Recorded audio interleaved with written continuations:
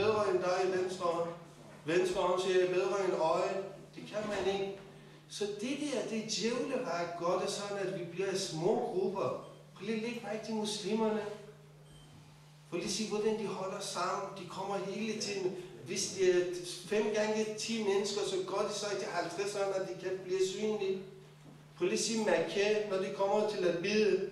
De gør det hele tiden lige præcis som Jesus advarer. De gør det sådan, at de bliver så flertal, så mange som muligt, for at komme i folks øje. Men lige så snart de kommer væk derfra, hvad skal jeg købe og sælge for at tjene penge, når jeg kommer derop? Det ved jeg. Min far og mor har været der. Den første ting efter gudstjeneste, efter den der rundtur, det er, hvad skal jeg købe her og komme hjem og sælge for at tjene penge? Det fleste dem, rigtig mange af dem.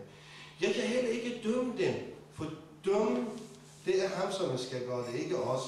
Men det kan være mange muslimer, det kan være utrolig mange muslimer, som bliver frelst.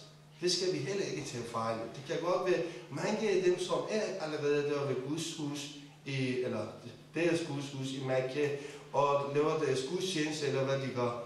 De kommer også til at tro på Jesus. Halleluja, fordi Gud har kraft til at gøre det. Men det er svært, de er så meget på afveje, at det bliver ikke ret mange vækkelser blandt disse mennesker. Hvis jeg kommer til en forsamling af nogle sultne mennesker og giver dem mad på bordet og kager og kaffe og dit og dat, og så forventer at de kommer til menighed, så er det en selskabskristne mennesker, jeg har med at gøre.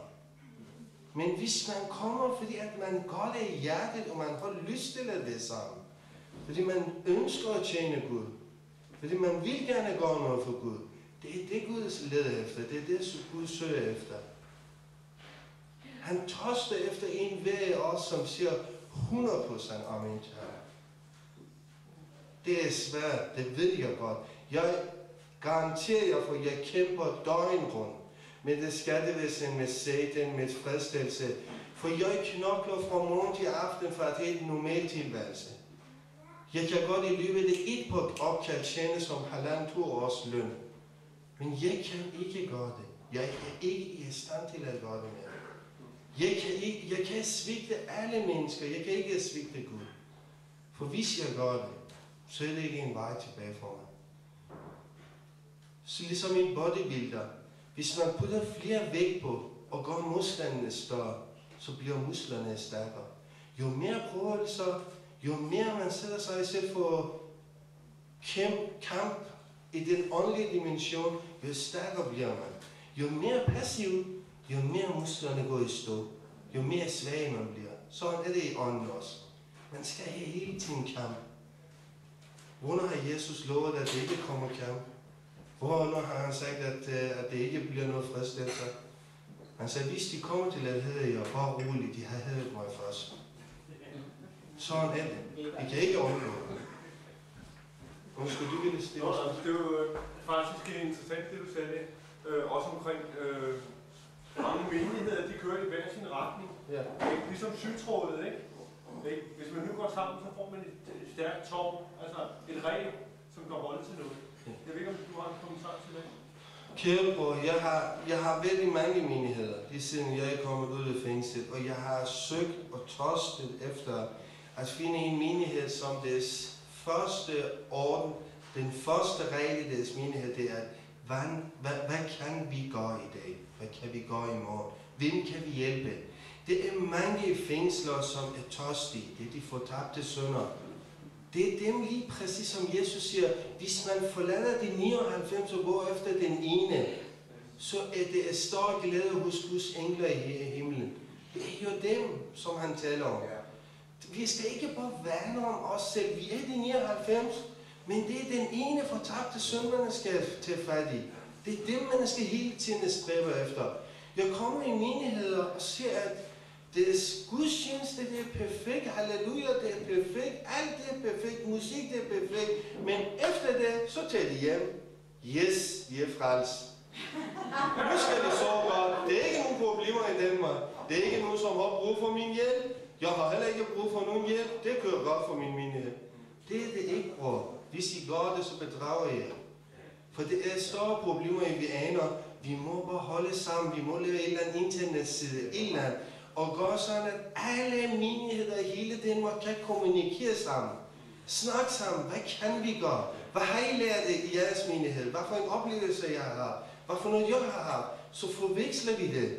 Leder vi ånden arbejde igennem os, så vi kan opnå nogle resultater. Undskyld, det var ikke på hænder, som jeg så det. Ja, det var fordi, jeg mente, at man har noget, der hedder fængselstjeneste, hvor man besøger dem, der er fængsel. Ja. Det er nemlig rigtigt. Jeg kan ikke komme tilbage til fængsler, fordi efter loven, når jeg er blevet dømt en gang, så må jeg ikke komme og besøge de andre. De tror, jeg er bedst. Men det er desværre den omvendte. Du ved, når Jesus han helbreder ham der blinde ind i tempelplads, så alle flipper ud. Det er ligesom, at folk står og bider, at det skal et mirakel her, ikke? Og det ligger en død menneske foran os, og vi står alle sammen der med vores stok, hyrdestok, og bider, og lige pludselig får han liv i sig. I stedet for, at det står der og glæder og siger halleluja, begynder vi at slå ham med det stok. Han rejser op, og vi går i chok. Og det er det, der sker for faktisk mange kristne mennesker, for i fængsel, Gud har frelst mig, men alle kæmper mod mig. Fængselsbetjente, politi, muslimer. Og jeg sagde til dem, mennesker, I ønsker, at en kriminel kommer på rette vej. Og når jeg endelig er kommet på rette vej, så kæmper I mod mig 20 gange mere end alle de andre. Hvad er meningen med det? Og jeg sagde til ham betjente, som var allermest efter mig. Jeg kommer ud herfra i 2002. Og jeg kommer i avis. Jeg skifter mit navn, og du skal nok høre fra mig, for at du forstår, at jeg ikke blev kristen for at redde min sag. Men jeg blev kristen, fordi han har valgt at frelse mig. Af hans nåde, og ikke fordi jeg fortjente.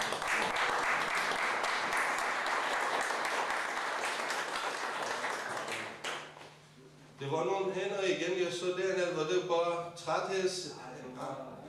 Halleluja. Okay, jeg kan godt misforstå det herfra. Jeg tænker måske, det er et spørgsmål. Hvis det ikke er et spørgsmål, og hvis det er nogen, som er hjertet af hele det, jeres sjæl, ønsker en forbøn, eller at vi beder for jer, jeg står i hvert fald til rådighed. Jeg vil gerne gøre det. Ja. Et spørgsmål. Hvis man nu anbefaler dig til sin præst, om du må komme og tale, er der mulighed for at få kontakt til dig? Så? Ja. Mit telefonnummer det er 31 3x23.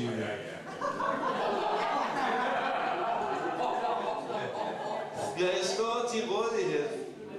Ja, jeg står til rådighed døgnet rundt. Hvis I ringer midt om natten i Guds navn, jeg står til tjeneste. Tro mig.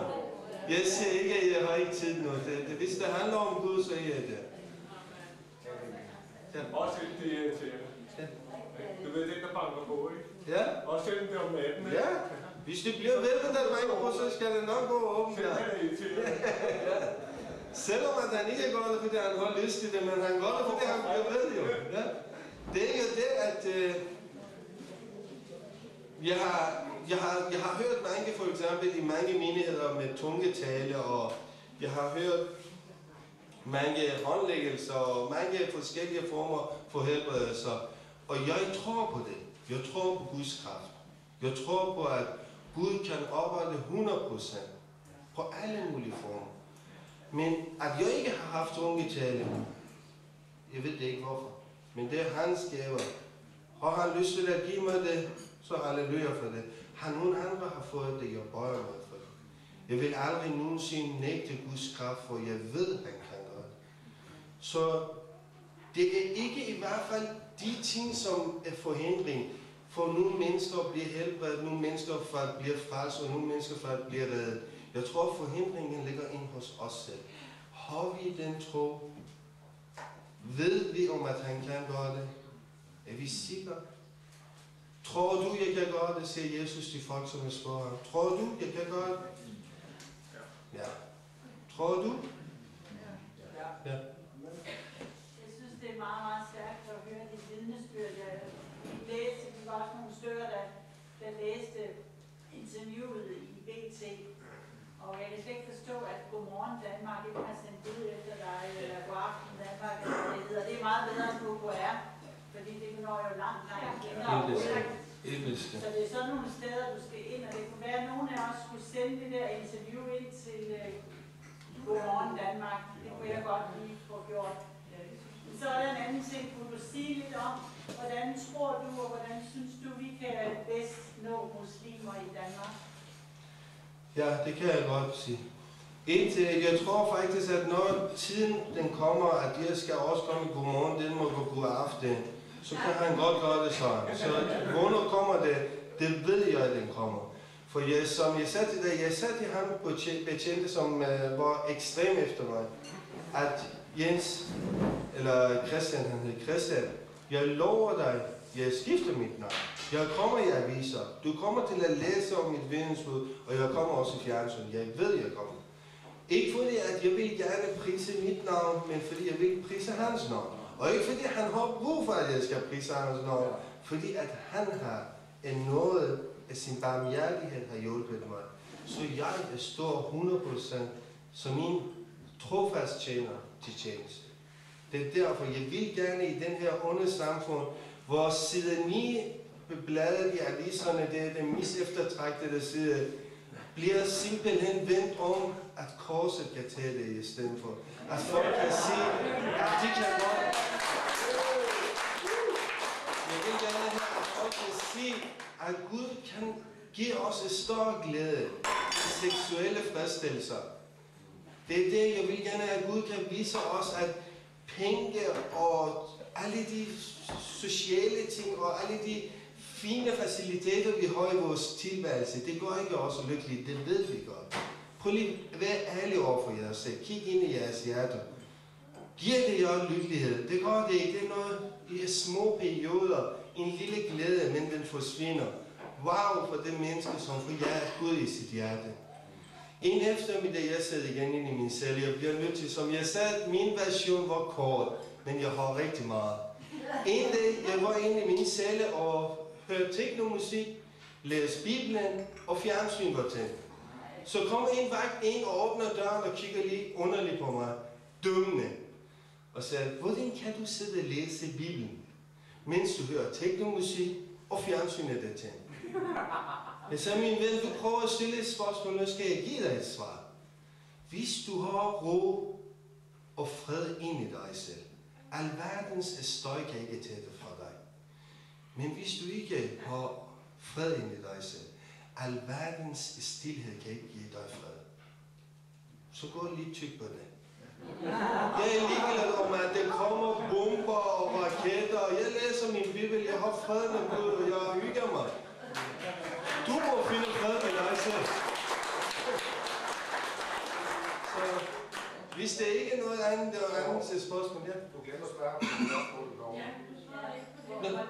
Og muslimerne. Hvordan kan vi nå muslimerne? Undskyld. Som jeg har sagt til jer, hvordan Gud har opnået mig. Jeg tror, muslimer de er antikrist. Islam er antikrist. Når jeg blev kristen, efter kristendom, efter at jeg blev kristen, jeg har læst hele Bibelen tæt på 60 gange, cirka, i løbet af 2 år. Hvor ene gang jeg fik 8 dage isolation, fordi de fandt mobiltelefon hos mig, så jeg begyndte at læse fra starten af Bibelen til slutningen.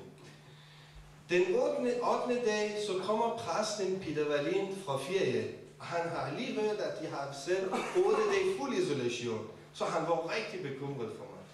Han kommer og banker på døren, og har det nøgler, og kommer ind og siger, Petrus, jeg er så ked af det, jeg har lige hørt det, at du har siddet 8 dage i fængsel, eller i isolation.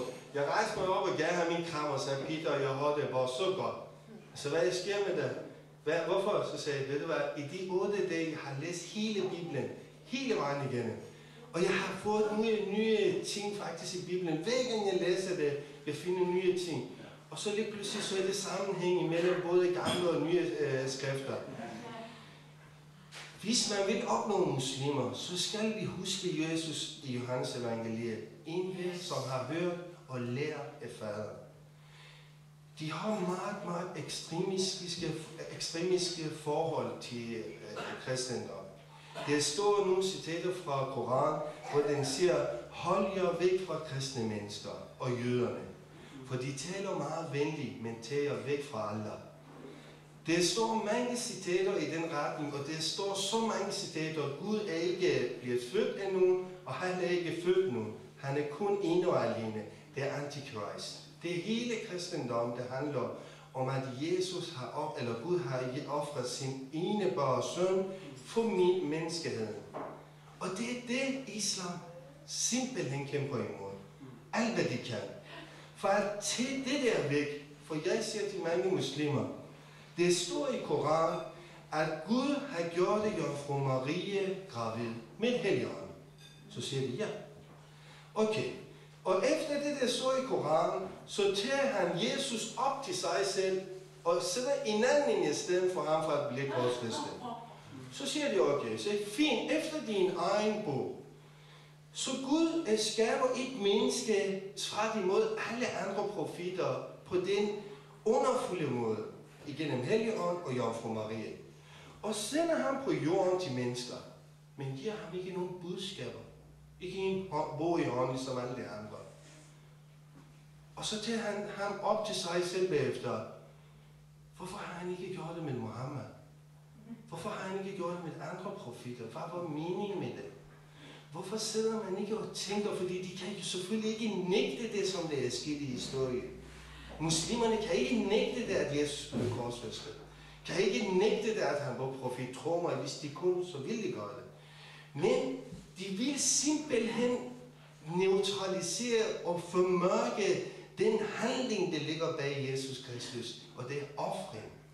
At han offrede sig selv for at rense vores sønner. Så jeg tror ikke, at vi af vores kraft kan opnå muslimer. Jeg tror, at vi kan opnå muslimer, hvis vi beder ham, igennem ham, vi kan gøre det. Det var igen det, som jeg sagde i starten. Vi skal lære at være åndelige kristne. Gerningskristne. Ikke ordskristne. Vi må lære at gøre noget, handle. Sætte os selv i far. Det gør ikke noget. Hvad sker, hvis min krop foregår? Men hvad sker, hvis min sjæl foregår? Hvis jeg tror på, at der eksisterer noget, som hedder sjæl, så skal jeg vogte den. Det er det vigtigste. Det er den sande Petrus. Det her, det er kun en hylster. Det er også heldigt, for det er Guds ånd lever derind. Jeg skal vogte den, jeg skal passe på det, men det er kun hylster, den foregår. Men den inderste, det er den, man skal vogte. Hvis vi går os stærkere i ånden, så kommer det andet også. Som jeg sagde igen angående helbredelser. Hvad vil det gavne mig, hvis min arm er lammet og bliver frelst i dag og bliver normal? Hvis jeg ikke har sjælen. Hvis min ånd er ikke kristelig ånd. Hvad gavner det, at jeg har den sundeste krop i hele verden? Jeg vil hellere have helbredelse i sjælen, bror og søster. Jeg vil hellere have, at vi bliver helbredt i sjælen. At sjælen får denne styrke igen på ny. Så enhver os suser med 500 km til ud herfra og se, hvem kan jeg tage fat i nu? Nu har jeg så meget, at jeg kan give så meget, og jeg kan godt gøre det, fordi nu er det Gud, som arbejder, ikke mig. For han kan godt gøre det. Jeg har set det med disse øjne. Han ved det godt. Jeg ved det godt. Det kan I også godt finde ud af det. Som han siger i Johannes evangeliet, min lære er ikke mit, men hans, som har sendt mig. Og enhver af jer, som vil gøre hans vilje, skal selv erkende, om at læren er mit eller hans. Han gør det så simpelt. Du skal ikke lave 2500 armbøjninger om dagen. Eller det der, som muslimerne laver, bøje frem og tilbage og hoppe og faste og jeg ved ikke hvad. Det eneste ting, du skal gøre, det er at åbne dit hjerte og lade Gud arbejde igennem dig. Gør dig selv til lidt redskab for Gud, for Herren. Tro mig, han bruger dig fuldstændig perfekt. Fuldkommen til det mål, som han har beregnet. Som han har forudbestemt. Jeg håber, du har fået det svar. Den eneste måde at gøre det på, det er gennem ånden. Ikke med magt, ikke med det styrke, med ånden, siger Herren. Ezekiel. Er det mere? Jeg kan godt tale det helt i morgen, det lover jeg. Men jeg tror ikke, jeg kan holde jer vågen. Så hvis der er nogen, som vil bøn eller forbund eller noget andet, så står jeg til tjeneste igen. Så jeg står til rådighed.